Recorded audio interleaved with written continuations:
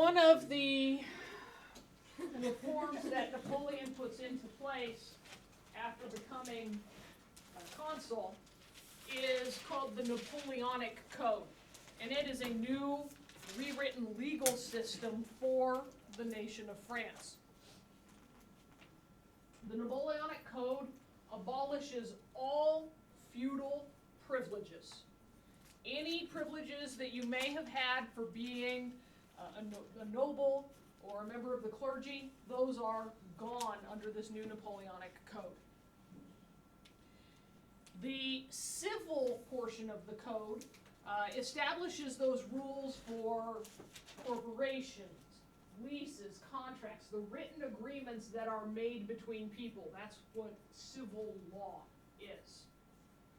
The Napoleonic Code deals and creates a new criminal code that is the same no matter where you are in France.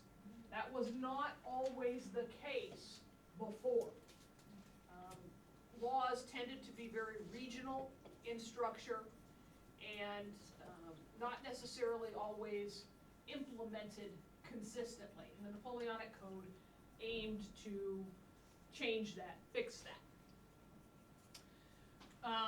I left removed rights from women for last because you're going to need to put some more information down about that one. What rights does the Napoleonic Code remove from women? Well, married women are not allowed to sell property, run a business, or have a profession without the permission of her husband. So ladies, if you are married, you must say, "Husband, may I," before you get a job, run a business, sell, or buy property.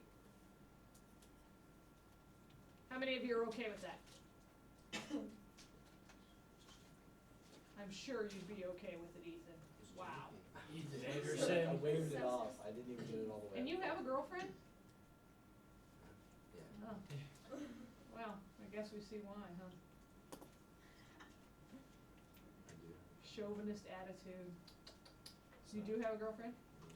Does she ask your permission before she goes to work? For everything. Or she asks your permission for everything? He asked permission. Sam just really butthurt about It's kind of upside down. situation. No, All right. it's not. Under the Napoleonic Code, fathers have the sole right to control their children's financial affairs. So if something had been left as an inheritance, the father has the sole right to control it. Only the father can consent to marriage. And you guys should appreciate this one, that it didn't get carried over into the colonies. A father can legally imprison his child for up to 6 months without cause. How many of you have been grounded in the past year? For 6 months? Not allowed out of the house at all? Bread and water in the basement? Oh, my room is in the basement. My phone's Okay. been gone for 4 months.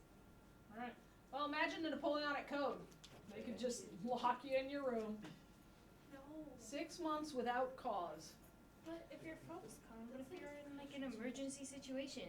That's why my You parents. shouldn't be in an emergency situation. You're locked in your room in your house. All right. Now, remember the new rights that women got? Remember the new rights that women got under the French Revolution?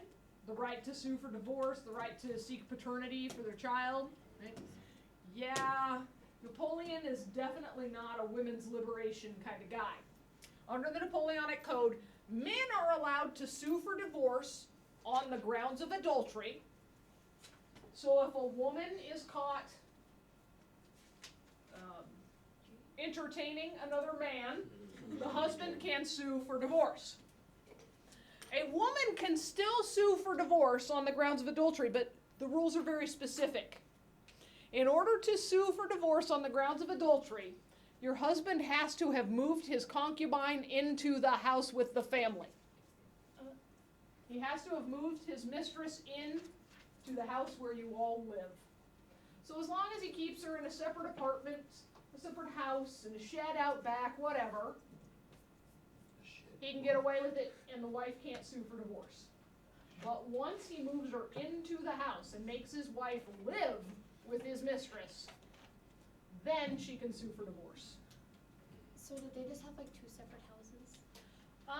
You Yeah, know, everybody had a mistress. well, wealthy men often did tend to have mistresses. Napoleon had mistresses. Yeah. Like multiple, Yes. like at one time? The king had Louis the 15th had an official court mistress. Marie Antoinette didn't get along with her when she first came from Austria, and there were big problems. Madame du Barry. That's crazy. All right, and ladies, another smack to you by the Napoleonic Code. No suing for paternity for your illegitimate children. It's all your fault again.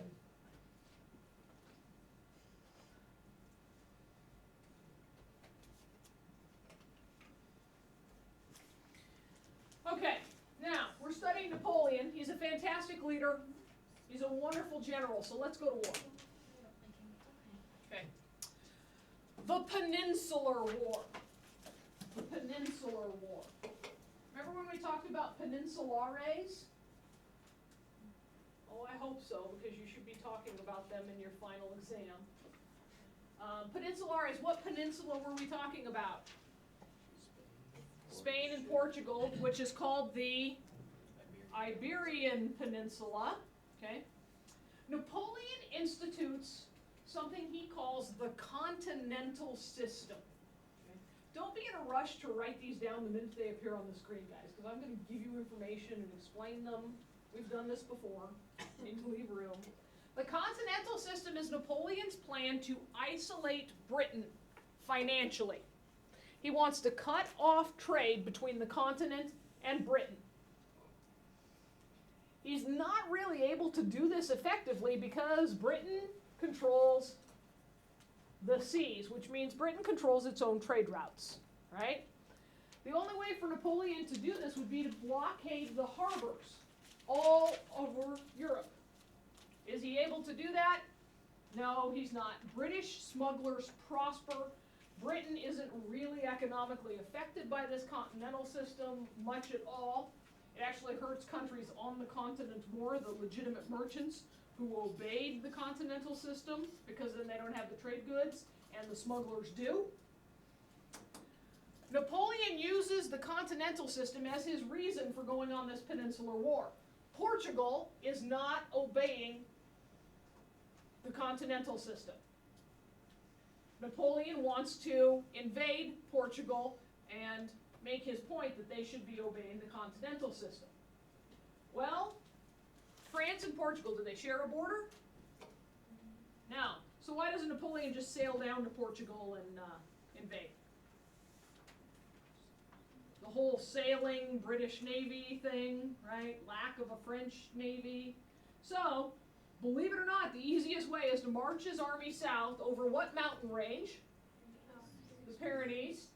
And Spain has several mountain ranges within itself as well. So through those mountain valleys, conquer Spain, and then turn west and conquer Portugal. So Napoleon sends his army down there. He doesn't go himself. The army encounters a new kind of opponent called guerrillas. They encounter guerrilla warfare, guerrilla fighting.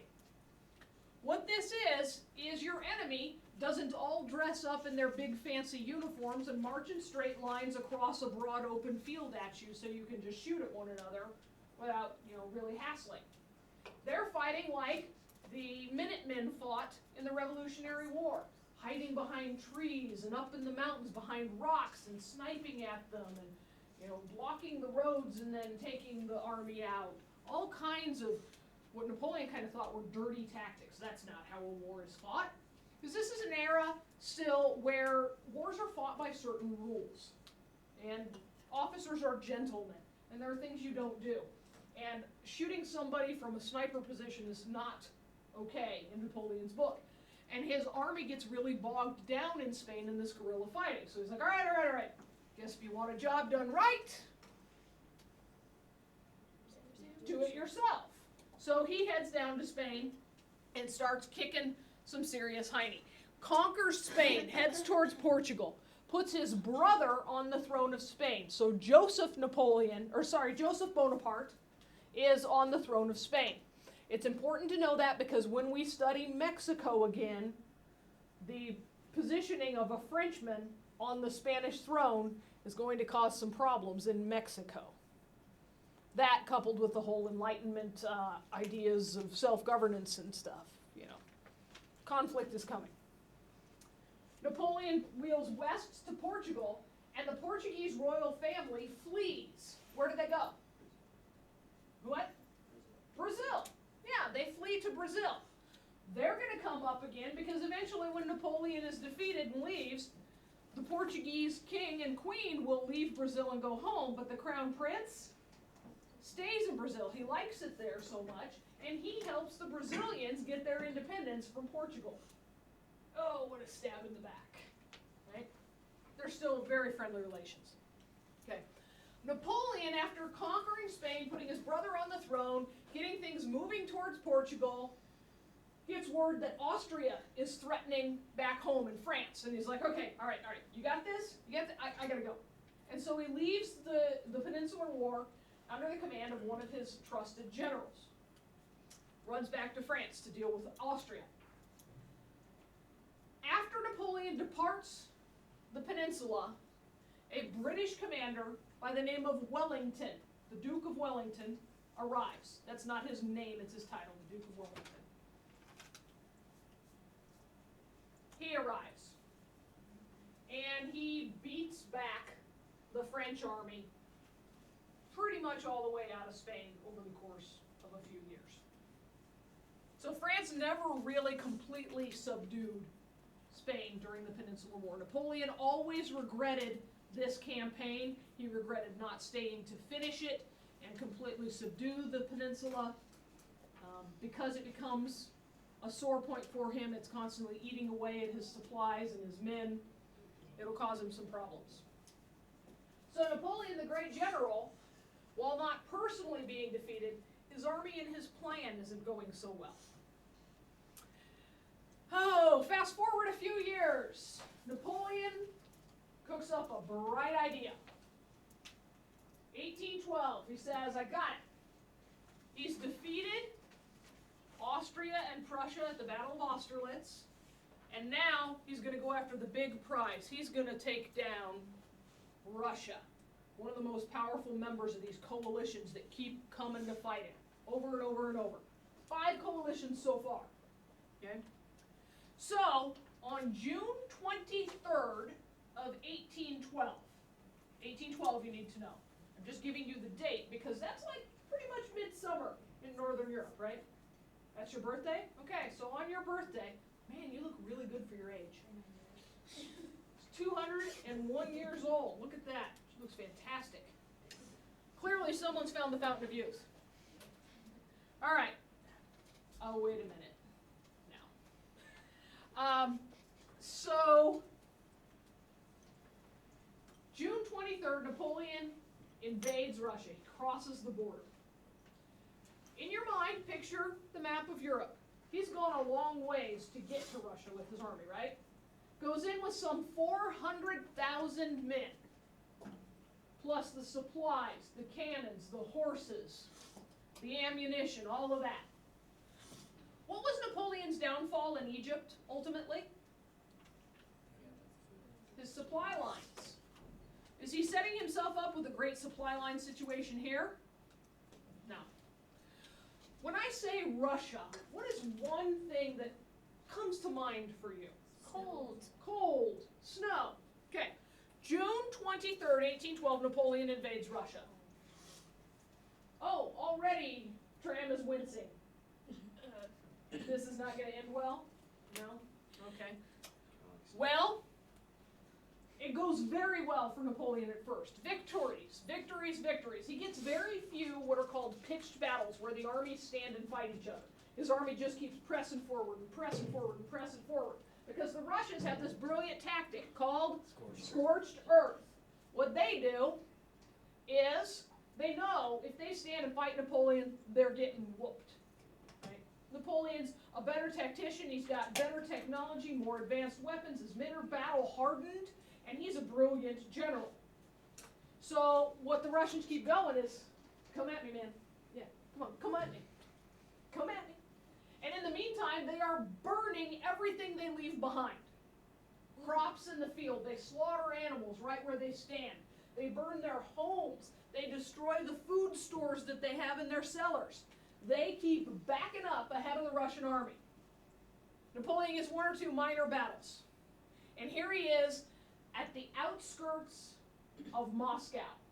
And here finally the Russians stand and fight him. It's called the Battle of Borodino. It is a brutal battle. The Battle of Borodino starts on September 7th. What was the weather like here in early September? It was pretty nice. Pretty nice. We were having our little Indian summer. It can get chilly. Russia is about 15 degrees of latitude north from where we are. And they get their winds off of the Baltic Sea and the Arctic Ocean. In early September, you are not wearing shorts in Russia. It is not short-sleeve weather. It is sweatshirt, and you better be looking for your long johns weather. Okay? Wool socks, not a bad idea. In the Battle of Borodino, Russia loses 44,000 troops. The French lose 35,000. And these are round numbers. This is not a decisive victory for Napoleon. It's not what he wanted. He wanted to crush the Russian army and have them go, oh, well, we'll never win. Guess we give up.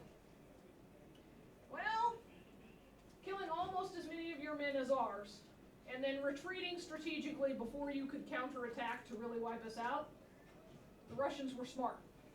Napoleon didn't get the victory he wanted, and part of the reason is his men are cold, because guess what they wore as they were invading Russia in June? Summer weight uniforms. Guess what they didn't pack? Gloves, extra shoes, warm socks, winter wools. Yeah. They're a little hungry. An army travels on its stomach, said Napoleon, and he counts on being able to forage from the land, and has he been able to do that? No, because that scorched earth policy is brilliant. So his men are hungry, they're tired after this long trip, they're cold, they're cranky. They came to fight, and they haven't really been able to fight. So when they finally get to fight, they kind of fall flat on their faces. So the Russians retreat. They back up past Moscow. And Napoleon's like, all right, sweet. And so he goes in and he occupies the city of Moscow, sets himself right down in the Kremlin. And he waits. What's he waiting for? He's waiting for the Russians to capitulate. He wants the Tsar to send the message that he surrenders, and Moscow and Russia belong to Napoleon. And he sits and he waits. And he sits and he waits. And he waits. And while he's waiting, his men are starving. The people of Moscow have mostly left. And the governor of the city of Moscow orders the city to be burned. Why? What? You can't, if it's not there, you can't live in its shelter during the nasty cold Russian winter. You can't forage for anything. And if we burn it, you can't tear the houses down and burn them to keep warm, or use the furniture to keep warm. Napoleon waits for like a month. No capitulation comes. He finally decides, well, maybe things back home in France need my attention. I've been away for a long time now. I should probably go back and make sure everything's okay. So he orders a retreat from Russia. And that's what you're looking at in this painting, is the westward retreat during the cold, cold Russian winter. They begin their retreat in October. This is full-on Russian winter. We're looking at our first snowfall Thursday, Friday, right? A few inches, and we know they're not going to stick. By this point in Russia, they're knee-deep. And it is cold. Now, at this point in time, in 1812, when Napoleon has invaded Russia, climatologists have gone back and studied. Europe is suffering through a mini ice age. Colder temperatures than had been experienced in over 100 years this winter. Napoleon's got some bad luck going on here too. By the time he crosses back over the river that forms the western border of Russia, the army that he entered Russia with, that was some 400,000 strong, he's got 44,000 left.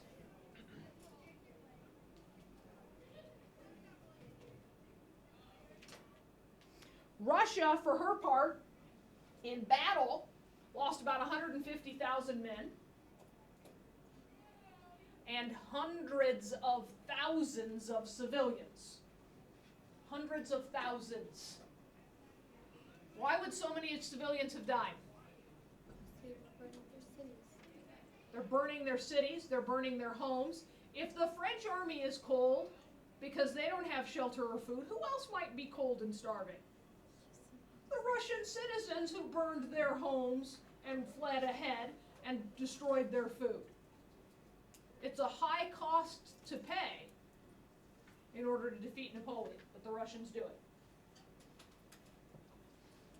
Napoleon will go back home, and the rest of 1812, 1813, everybody's kind of rebuilding their armies, resupplying, training up more troops and stuff, so not a whole lot happens. 1814 rolls along. Spring hits, time to fight again. Time to fight again. In April of 1814, Napoleon heads out, and he is defeated. He's defeated by a massive coalition. They actually come in and they occupy the city of Paris. Napoleon flees. Word comes that he's going to be taken. He seeks asylum. Think I did that on purpose? Yes, I did. He seeks asylum on a British ship, turns himself over to the British. He is forced to abdicate his throne, and he is exiled to the island of Elba. See here it says to Elba. This sign says to Fontainebleau. That's the palace that he loved the most when he was emperor. So he's, and this is a shameful thing. What animal is this that he's riding? A donkey. What's the? An ass. Yeah, he's riding an ass. He's being forced to ride an ass, and how is he riding it? Backwards. And what's he holding in his hand? His tail. Broken sword. A broken sword. Napoleon will make war no more. He's publicly embarrassed, publicly defeated, and they're drumming him out of town. This is a shaming. So he goes into exile on the island of Elba. Where is the island of Elba? It's in the Mediterranean Sea. And it is not far enough away from France. Because Napoleon comes back for the 100 days. He gets this plan together. He escapes or sneaks off the island of Elba. He wasn't really in prison. He's in exile. Sneaks off the island of Elba, returns to France, gathers an army, marches to Paris, and rules for 100 days. How long is that? About 3 months. About 3 months. Yep. Does this in February of 1815. 3 months. February, March, April, a little bit of May. As soon as he returns from Elba, Louis XVIII, the restored king of France, goes, "Ah!" and runs away. He flees. He flees. Okay. Napoleon was not a fan of him.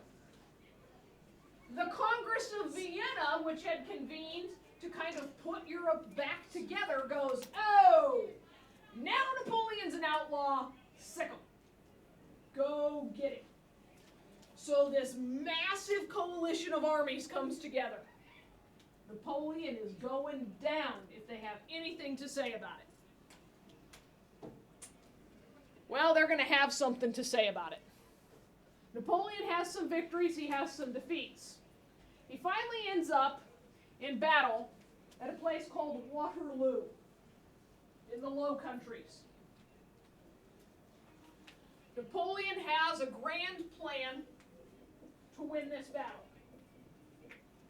He's relying on some of his generals to do the right things at the right times. There are a number of factors that can be said to have contributed to Napoleon's defeat at Waterloo. 1, the weather. 2, some failures on the part of his generals. And 3, a lack of knowledge about his adversary. Because the general who gets the most credit for his defeat at Waterloo is the British Duke of Wellington. And remember, Napoleon had left Spain before Wellington got there. When Wellington was young, hadn't had experience. Had Napoleon faced him then, he might have been able to predict some of the battle tactics that Wellington used at Waterloo, and may have been able to counter them or perhaps even win. Regardless, Napoleon is defeated at the Battle of Waterloo. Napoleon had seemed insurmountable, undefeatable, unstoppable, and he's taken down at Waterloo. This leads to a saying that you may hear from time to time. When someone who seemed like they couldn't lose, they're the perfect person, everything they do works out for them, right? Kind of like Sam, right? Everything he touches turns to gold. And finally, Sam gets his comeuppance. He gets publicly shamed. It's clear that he's done. He's not going to be succeeding anymore. Someone might say, well, I guess he met his Waterloo. Meaning, met your ultimate opponent, weren't prepared for them, and got whooped. That'll never happen though, right, Sam? Right. No Waterloo for you. No Waterloo for Sam. All right. So, after Waterloo, Napoleon is tried and sent to St. Helena, where he is imprisoned by the British. This is a nasty little windswept volcanic island in the Atlantic. There's always a British ship on post off the coast. Everything has to be brought in. Napoleon gets to take a valet and a doctor with him. How much would it stink to be that valet or that doctor in exile with the former emperor? Man, right? He won't last very long. He dies in 1821. In the meantime, Europe is still trying to put itself back together. I mentioned the Congress of Vienna before. The Congress of Vienna is a meeting of all of the great minds of Europe in? Vienna. Why would you jump to that conclusion? Yes, Vienna. Okay. The Congress of Vienna. The Congress isn't a word that just refers to our legislative branch. Congress is a meeting and a discussion. So if I say, wow, you know what, we've been having some discipline problems in here. Patrick, why don't you come in and let's have a Congress? All I'm saying is come in and let's talk. Okay? So the Congress of Vienna meets and they decide we've got 2 goals post-Napoleonic wars. That's the big name that's given to all of this conflict from 1804 on with Napoleon. Okay? 2 goals. 1, let's restore legitimate monarchies to their thrones in Europe. Congress of Vienna wants to, 1, restore legitimate monarchies to their thrones.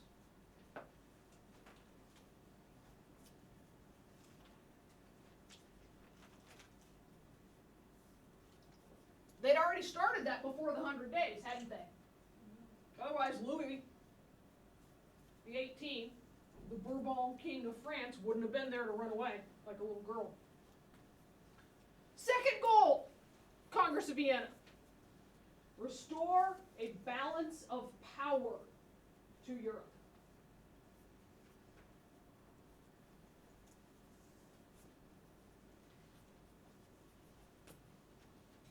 Restore a balance of power.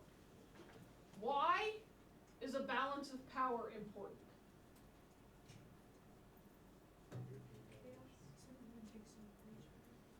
so no one can take over anyone else. Nolan, come here.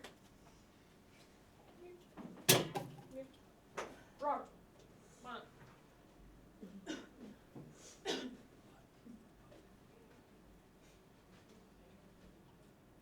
Do we have equally strong adversaries here?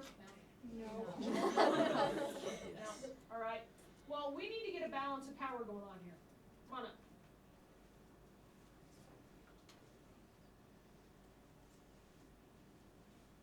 How are we looking now? Two on one? Yeah, that's true. Nolan, you thinking you can take him? Alex is a wrestler. You can try. Do you guys think you could take him? Maybe, maybe not. That's the answer we want from both sides. Before, what would Nolan have said? Oh, absolutely, I'll pound him into the ground with my pinky, right? And Robert would have gone, take him, are you kidding? I can't run fast enough to get away from him. Ah! Right? Now I ask them, can you take each other? And they're like, well, yeah. So are they going to go to war if they're pretty evenly matched? No. Who do you pick on? Who does the bully pick on? The weakling. The one they know they can win. Thank you, gentlemen. When you go to a pep rally and they bring out that rope, which match do you want to see? Seniors and the freshmen, right? Because the seniors are going to pull and the freshmen are going to go sliding so far they slam into the wall on the other side of the gym. Okay? What's not fun?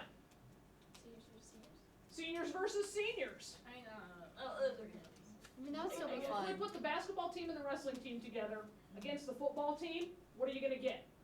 A bunch of guys standing there like this, holding onto a rope and grunting. Not, right? They're still going to do it because they're macho and there's really nothing at stake. But if their lives were on the line, they would size each other up and go, never mind. So the Congress of Vienna wants to create this balance of power by restoring the monarchies, limiting the size of armies and navies, making sure that nobody has the ability to easily dominate someone else on the continent. Does that make sense? Yeah. Are they successful? 1815. They're pretty successful for almost a century. Because what comes next is a big conflict. World War I. There's going to be some internal revolutions that go on in 1830 and 1848, but war, big war, on the scale of Napoleon, on the scale of the 7 Years' War, not happening. So the Congress of Vienna, pretty successful. Pretty successful. All right, I want to give you a little artistic Wait, so there are just interlude. two goals. 2 goals. Okay. 2 primary goals. There were a lot of goals, but 2 that you need to know. All All right. Now, have any of you ever heard of a piece of music called the 1812 Overture? Yeah. Okay. The 1812 Overture is composed by a Russian composer by the name of Tchaikovsky. Wow. Wow. Oh, okay. Tchaikovsky. T.S. Tchaikovsky. T.S.C.H.A.I.K.O.V.S.K.Y. The piece of music is called the 1812 Overture. Tchaikovsky composed it for the dedication of a church in Moscow called the Church of Christ the Savior. That church was built entirely with public donations to commemorate the victory of Russia over Napoleon in the War of 1812. So naturally, Tchaikovsky is going to write a piece evocative of the War of 1812. Now I want you to not be confused here. Russia and France's War of 1812 is theirs, and it is separate from our War of 1812 in U.S. history. Okay? Not the same. So when you've been at 4th of July celebrations and you've heard them play the 1812 Overture, I'm sorry, younglings, it's not about us. They are playing a Russian song of celebration for your Independence Day festivities. Why do they choose it? Because they get to use cannons, duh, and because it goes well with fireworks. Okay? But the music actually tells the story of that war. The first time it's ever played is in this church in the 1880s. Okay. I'm going to play you a bunch of little sections of the 1812 overture and have you listen to them and think about how the music itself tells the story. This first one is the first opening theme that you hear in the 1812 overture.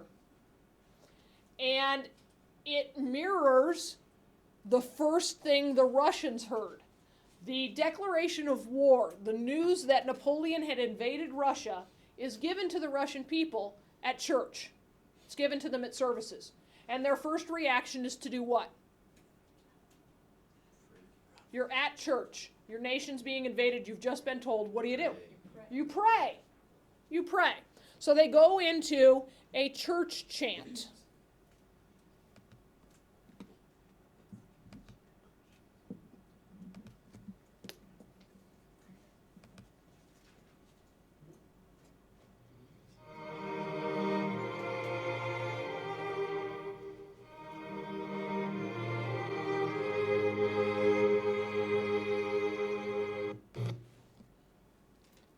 The way to remember that that's what's going on there, think of it as though there were lyrics, and there aren't.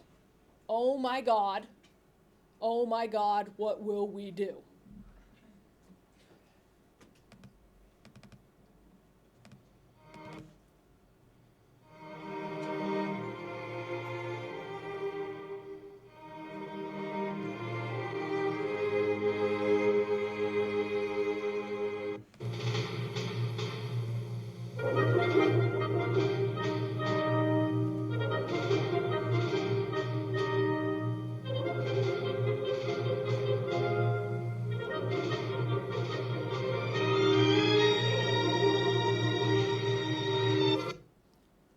What was that next theme?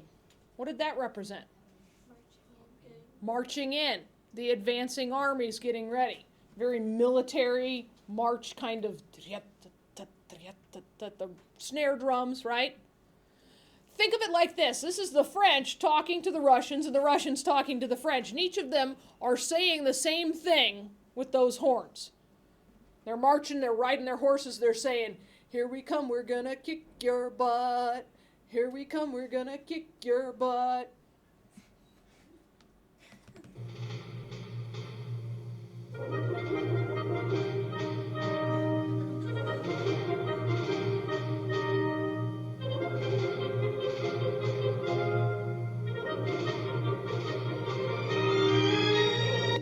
Okay? Makes sense? Okay. This is the story Tchaikovsky's telling. Now, see if you can tell me who this represents. Did you just stick your glasses so far in your mouth that you gagged yourself? Because I hope that's not your reaction to the music. Okay, I went to bite it, it slipped like through my teeth and it just went. Well, thank you for not yakking in my room. That sounded never All right. pretty. So tell me what this next one is.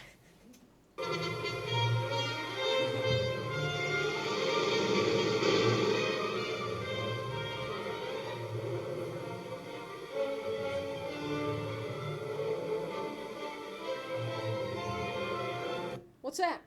Is that like It's like a burning? Disney Is that movie. when he thinks they're winning? Is that like when Russia's going back and like burning Nazis?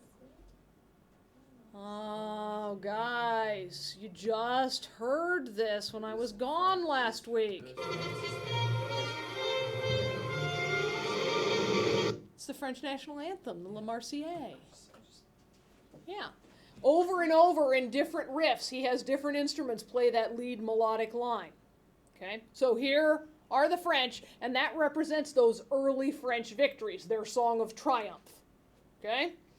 Now, you are a Russian peasant. You're burning down your farmhouse, you've just killed your cattle, you've slaughtered the chickens, and you're running ahead of the advancing French army. You now go to the thing that gives you your sense of pride and national unity, which is your folk heritage. This is a Russian folk dance theme.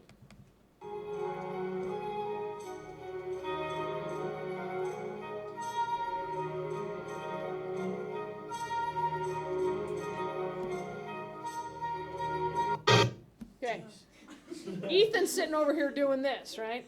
Can you see the Russians? Right? Yeah. Does that not kind of evoke that? Dancing around the fire and the... Yeah. You really... Okay. Now.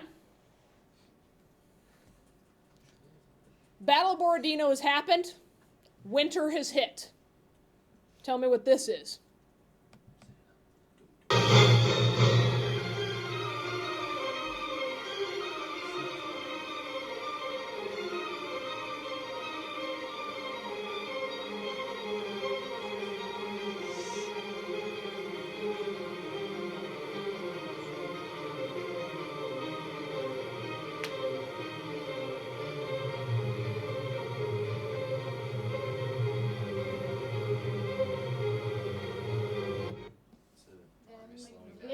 It's the retreating army slowing down. It's the snow falling, the whirling, blowing blizzard of the Russian winter. They're getting, it gets lower and lower and lower in tone, right? They're getting more and more depressed and more hopeless. And yes, it slows down in tempo as they're retreating and getting more starved and colder and slogging. And yes, it's exactly it. Exactly. It's called a diminuendo. All right. So now the Russians are pursuing the French and they're going to fight them. But they're going to fight them nasty. Bite at them like a pack of hyenas trying to take down an elephant. You run in and attack over here, and as soon as the elephant tries to drive you off, then there's more attacking from over here. So here come the Russians using the cannons that the French abandoned as they were trying to retreat. Because if you're starving to death and you're literally cutting chunks off of the haunch of your horse as you're walking west to chew that raw horse meat to try and keep from starving to death, if you're doing that, you're leaving your cannons behind, right? Oh, Sammy, that's so sad.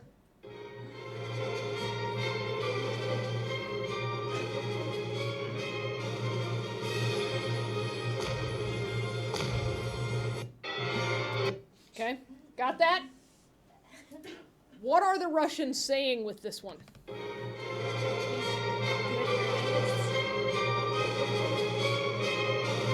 They're saying, we kicked your butt, but there's that little, what's called triple tonguing of the trumpets at the beginning of each one, and it's almost they're laughing. The ha ha ha, we kicked your butt, right?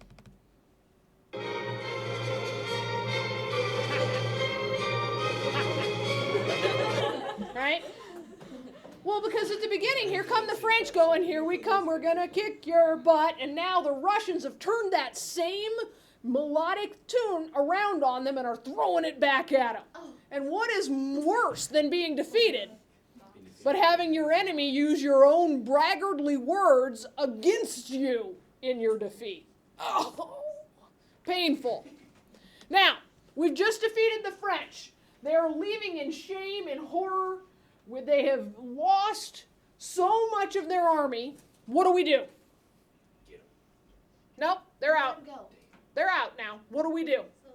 We won. How do we celebrate? Vodka. What did we do the minute we heard about this invasion? Great. Oh, So what do? Pray. We go back to church and we thank God for our salvation.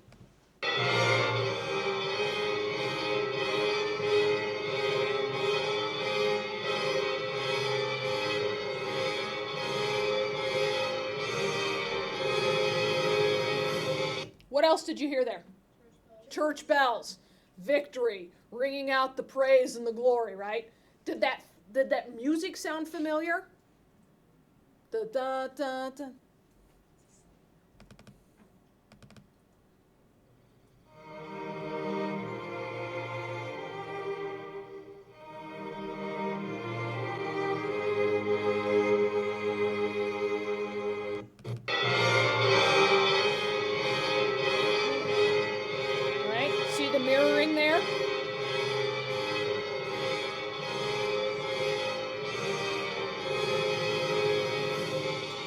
Okay, now we've appropriately thanked God for saving us and our nation.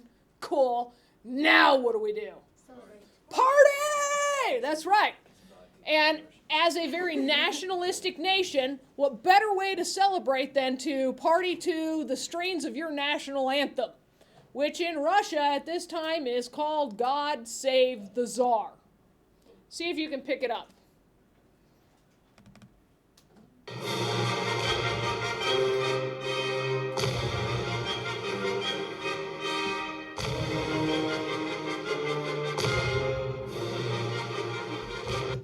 Right?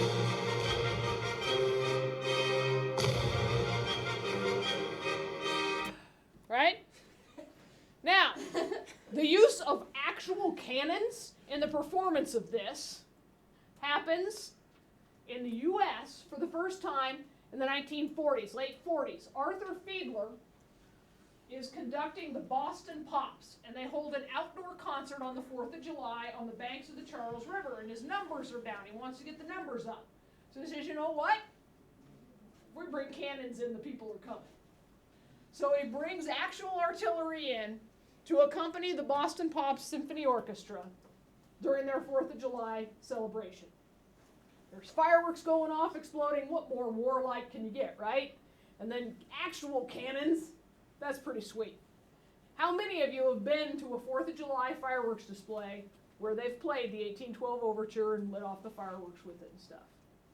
Yeah. How many of you thought that 1812 Overture had something to do with our War of 1812? Yeah. You're a better, more well-rounded person now, aren't you? I am. All right. For the last few minutes, I'm going to play the 1812 Overture for you. We won't get through it all. Isn't it like 8 minutes? Can we dance? How long is the whole thing?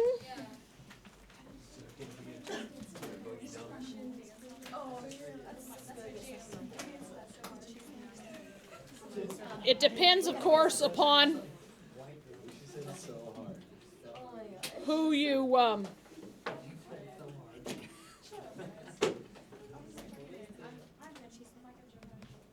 whose symphony plays it and how fast they play it. But here we go. 15 minutes. 72 hours. Notice that's how it actually begins.